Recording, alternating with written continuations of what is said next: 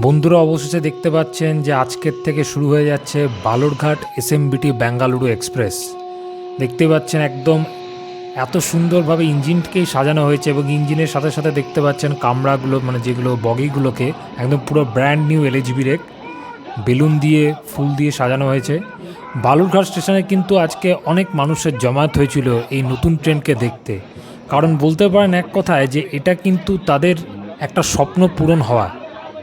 বালুরঘাট থেকে এতদিন যে সমস্ত মানুষ ছিলেন তাদের দক্ষিণ ভারত যাওয়ার জন্য তাদেরকে মালদা টাউন আসতে হতো এবং সেই অনেক দিন ধরে তাদের একটা দাবি ছিল এবং অনেক প্যাসেঞ্জার্স অ্যাসোসিয়েশন বা সাধারণ মানুষ মিলে সে দাবিগুলো বালুরঘাটের বিধায়ক ডক্টর অশোক কুমার লাহিড়িকে বলেছিলেন এবং বালুরঘাটের সাংসদ ডক্টর সুকান্ত মজুমদারকেও বলেছিলেন।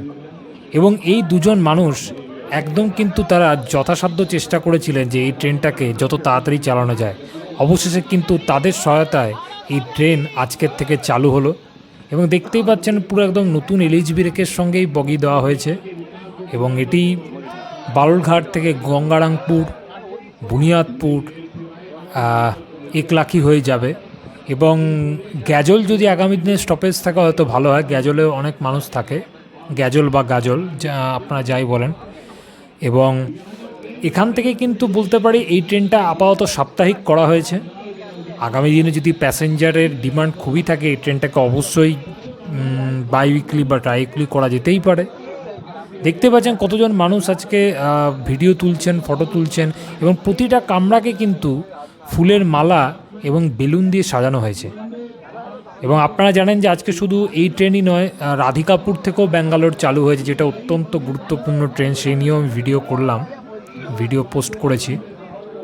এবং ট্রেনটা দেখুন কত বড় ট্রেন, অনেকজন মানুষ কিন্তু আজকে যাত্রা করছে। খুব জলদি আশা করছি এই ট্রেনের কমার্শিয়াল রান শুরু হবে এবং যারা যারা জিজ্ঞেস করছেন যে কবে থেকে টিকিট কাটতে পারবো, আশা করছি একটুখানি ধৈর্য ধরুন, 1-2 দিনের মধ্যেই জানতে পারবো। যেন আজকের থেকে দেখলেন যে শিয়ালদা বেনারসের টিকিট ওপেন হয়ে গেছে এবং তার আগে হয়েছিল হাওড়া আনন্দবিহার টার্মিনালের। এবং দেখতে পাচ্ছেন যে কত বড় রেক এবং কত বড় বলতে গেলে কত লম্বা রেক, যে এসি রেকগুলো এখন আসছে। আগে স্লিপার রেক এবং জেনারেল রেকগুলো সামনের দিকে ছিল, এখন পিছন দিকে এই রেকগুলো আছে এবং অনেক বড় ট্রেন, অনেক বড় ট্রেন। এবং রীতিমতো মানুষরা ক্যামেরা করছে এবং তার সাথে সাথে যে আরপিএফ পুলিশরা আছেন তারাও কিন্তু যথাসাধ্য চেষ্টা করছেন যাত্রীদের গাইড করা, ট্রেনের সামনে আসতে বারণ করছেন। কারণ অনেক মানুষকে তো দেখা যাচ্ছে যে ক্যামেরা করতে গিয়ে ট্রেনের সামনে চলে যাচ্ছেন, সেটা কিন্তু বিপদ ডেকে আনছেন।